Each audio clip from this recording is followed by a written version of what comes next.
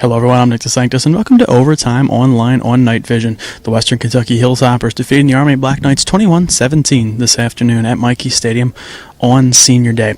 Army outgained Western Kentucky on the ground by 13 yards, 347 to 334, and had an interesting game, to say the least. We'll talk to Tony Marino about it coming up shortly. Rich Ellerson should be entering the room.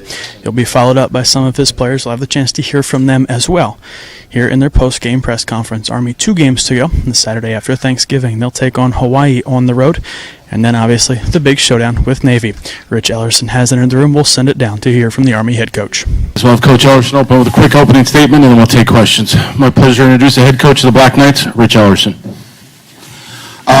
I'll just say what I told the guys. Guys, that was a hard-fought game against a quality opponent. We had opportunities early. We had opportunities late. Give them credit. They made one more play than we did. Open up for questions. Go ahead, Sal. Can you describe what's going through your mind those final seconds? They score. You have 27 seconds left.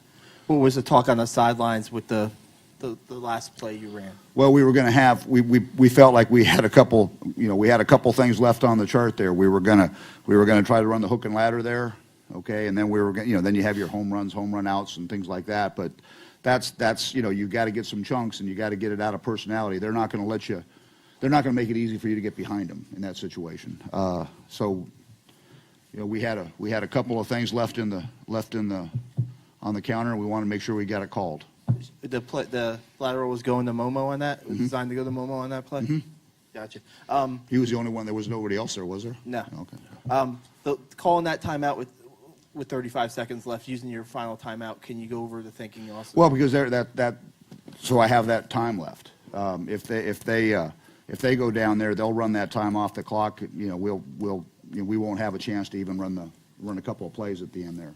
I only had the one timeout left. If I had two, I'd have used them both there in that situation. Can you talk about the way the defense played today? I mean, all game they were playing tough against Western Kentucky and gave you guys a shot to win. Yes and no. We have our opportunities there at the end. We had a heck of a time winning some one-on-one pass rushes. We had a heck of a time covering them one-on-one. Give them credit. We were, we were opportunistic. We got some takeaways. We handled the run for the most part well, but we struggled to rush the passer, unless we were absolutely reckless and knew that it was going to be passed. We had a hard time transitioning and generating any pressure. And then when we were pressuring, we had a hard time holding up one-on-one. They're like I say, they're a good team. They made some plays. Kev? Coach, could you just give a few thoughts on being up 10-0 and just them getting back in the game there? I mean, it seemed like the defense was just so much more aggressive through 10-0, and then after you scored that to make it 10-0, it seems like they just came down. I mean, was it just did they wear you down at all? Or? Well, I think they found some things along the way. They were determined to run the ball. They as I say, they did a good job of protecting their quarterback, and they did a good job of finding the open guys. The one that you're thinking about is that third and 37 yards or whatever it was, or it's just where you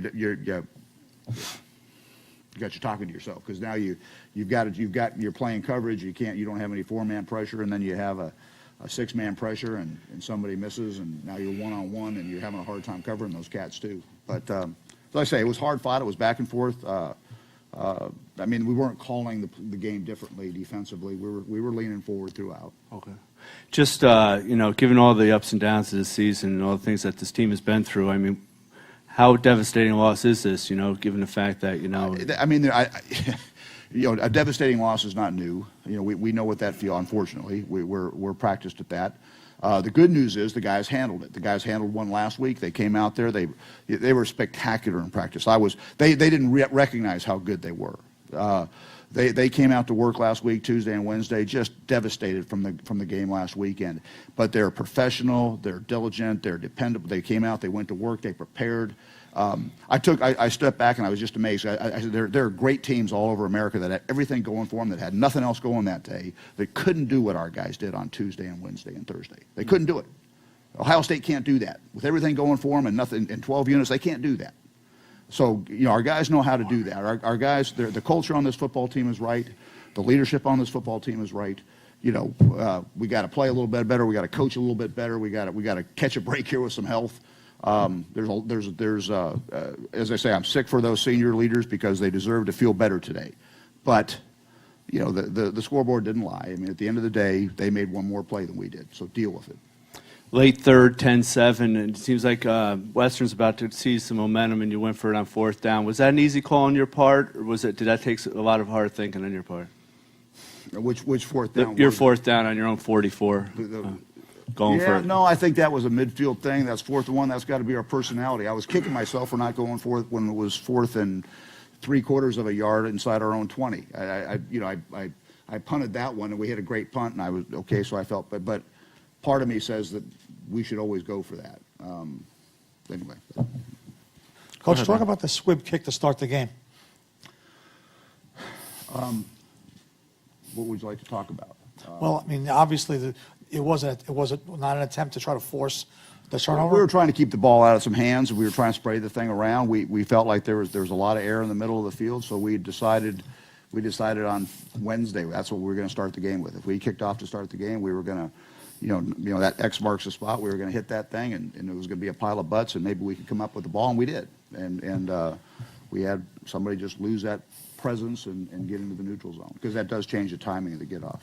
You had you fumble with Angel at the 1, then you had the 27-yard run wiped off by the penalty. Those things come back to haunt you, I guess, right? Oh, I guess. Yeah, that was. Like I say, there are all kinds of points that were left on the field there in the first half, I thought, and I say there were some plays at the end on defense that we left on the field. So it'll. A game like that will always do that to you, but there are opportunities all over the place. Got to make one more. Let's take one final question. Go ahead, Ken. Coach, just going to ask you had a couple of running backs out today. Hayden Tippett, Larry Dixon went out, and then Turntine was out. How much impact does that have on the offense when you miss 3 of your running backs? Well, I think the better story is how neat is it that Anthony Giovanelli steps in and takes on that role and delivers for the football team in a critical situation. You know, he hasn't had to carry that kind of weight, and he delivered, as I say, against a really good football team. So I think that's the message is yeah, those are driving us crazy, the number of injuries that we have and the number of guys out of the lineup. But every time that happens, it's an opportunity for somebody else to step in. And you see some really amazing things from some young guys that haven't had an opportunity, and that's the story, is what Giovanelli was able to do with the opportunity that adversity presented him. Coach, just you had Jarrett Mackey seem to be putting quite a bit of pressure on the quarterback, and you had Tom Holloway back. Just why did the defense basically play better today than it did in some last weeks? I think well, it does help having Thomas out there, and it does help keeping Shaquille Tolbert on the field for 4. Those guys are practice guys. And again, I think Jeff having a week in the saddle, if you will, Jeff Bacon, because he went into the last week's game with really no practice. He'd been out for 6 weeks and hadn't really been able to practice because of that that medical condition he was fighting through. So all those guys are they've been when those guys are playing, they play together, they play well. Well, now, again, they had their hands full today regardless. Great. Thanks, Coach. Thank you, guys. Hold on for a sec. Starting from the right, Terry Baggett, Jarrett Mackey, Michael Keim, Tony Giovanelli, and quarterback Angel Santiago. Let's open it up for questions. Go ahead, Sal. Momo, could you talk about your emotions at the end of this one? It was a game that went down to the end. You guys fought hard, but just came up a little short. Yeah, it's pretty tough. I mean, especially how well a lot of the guys on the team played today. I mean, Tony had a great game. Our defense played out of their minds, and offensively, there's a lot of plays that we, just one play away, really, on the goal line or some calls that didn't go our way. So the emotions are pretty high right now. That lateral play, Coach said it's something that you practiced, or have you practiced that? Yeah, we practiced it a few times, yeah. But we anticipated the corner and safety to come up harder, and then I'd be able to loop around. But the safety read it when he saw me pull out. So, Jared, can you talk about what's going on in the goal line there, where Western Kentucky's got the ball inside your 5, and they need one score to win. You guys need one more stop. What was going through your guys' mind? The defense just knew our back was against the wall, and we needed to make a play. Someone needed to step up in that moment. Make a big hit, make a turnover, do something to make sure that we could continue the game. No less than a field goal, if not a turnover. And we just didn't in that situation. We didn't win that battle, and the scoreboard reflected it. Go ahead, Kev. Jared, could you just kind of take us through that last drive? I mean, you guys played so well for so long, and you gave up the final 2 touchdowns. I mean, what was the difference in shutting them down for so long and then them able to break loose for a couple scores? That like Mama was saying, the defense and the other 10 guys on the field with me, they were playing lights out. And then, give credit to West Kentucky. Their coaches figured us out. They figured, today was not our day on the passing game with the quick passes, and they utilized that. And it was to us to stop that. We knew what they were doing. They knew they were slinging it around, and it just puts it on our backs to practice harder and be able to. When stuff changes, we need to be able to adapt to and be able to, play lights out regardless of the situation. Did they make any really pointed, dramatic adjustments in that final quarter and a half that kind of caught you guys off guard a little bit? Nothing nothing the coaches didn't do to prepare us for the game. They throughout the game they went from, heavy running to they started running power at the weak side, and we had a problem with that. Then we finally stopped that, and then they just kept changing, and we have to be able to adapt to as a defense, and not get so stagnant in our ways. Just goes back to we got to practice harder, and we got to get the guys fired up more and being able to adapt and change regardless of what they're throwing at us. Angel, just a thought on leaving a couple points out there, maybe with some drives that came up empty. You guys seem to have a chance to make it a little bit more of a lead for you guys early on. Yeah, they're in the beginning of the game. That's one thing that we pride ourselves the most in. That one definitely got away from me and it hurt. But we battled back, we fought back, and but it's those key situations where we need to capitalize on. We can't have mental mistakes such as fumble or false start and things like that. Did the fumble on your part, was that just a guy just bounced it out, came from a different direction, or what exactly happened to that? Not quite sure exactly what happened. I just felt a couple people tugging at it, and I just needed to have more pressure on the ball. It's no excuse. Go ahead, Ron. Angel, talking about just getting back to the scores you could have had, your fumble and then the 27-yard run that was wiped off. After a while, it's got to be saying, geez, what do we have to do? All right. I mean, there's going to be ups and downs throughout the game, and we can't necessarily focus on the calls that don't go our way. We just need to clear that play and then focus on the next snap. Go ahead, Kenny. Tony, just going to ask you about your day coming in to play a big role in Black Knight offense, and you had the big play during the game. What were your thoughts about playing today? Obviously, I was sad that Trent and Ray couldn't be with us today because of their injuries. But I'm excited that I got an opportunity, and I thought the offense all played very well today, and we performed well as a unit, minus a couple of mistakes. Just going to ask Terry about your run, 3rd and 4 at the end when you broke free and got the touchdown. I saw Tony getting this guy, and honestly, I don't know. I was just like, and then I jumped over him. Nobody's there. I don't know what I was thinking, but I just had to make a play. Just wanted to ask Jared or Michael, you had a full house here, a lot of noise, as much as I've heard here in a long time at the end. What did it feel like in those final moments as you're trying to hold on to the game? It was the energy was great, like you said.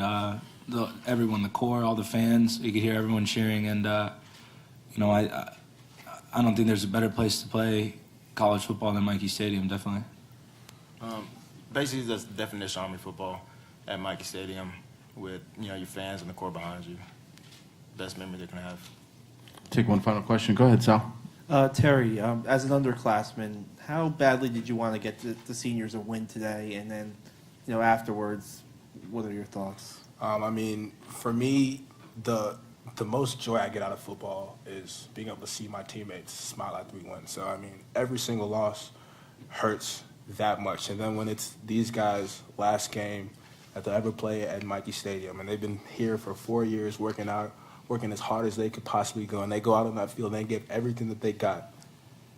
And in the last second, it's not ours anymore. it hurts so much. It hurts so much because I love these guys. I come to work every day with these guys. I see them out there on the field giving everything they got, you know, blood, sweat, tears, doing everything that they can to win. And, you know, we had it. Everything was set up, and at the last second, you know, things just didn't go our way. And, I mean, it hurts a lot for them. It hurts. Thank you, guys. Appreciate it. Good afternoon, everyone. I'm Nick DeSanctis with Tony Marino. Welcome to Overtime Online. The Black Knights falling to Western Kentucky today, 21-17, the final score. Tony, really an interesting start to a really interesting game. Ellerson comes out with a squib kick, more or less an onside kick. It gets called back, and then on Army's first play from scrimmage, they run a trick play. Now, the onside kick got called back. The trick play fell incomplete. Do you think that set any kind of tone, or do you think they were still able to use the momentum from the shock and getting the crowd into it? Yeah, I think they still had some momentum to work with. That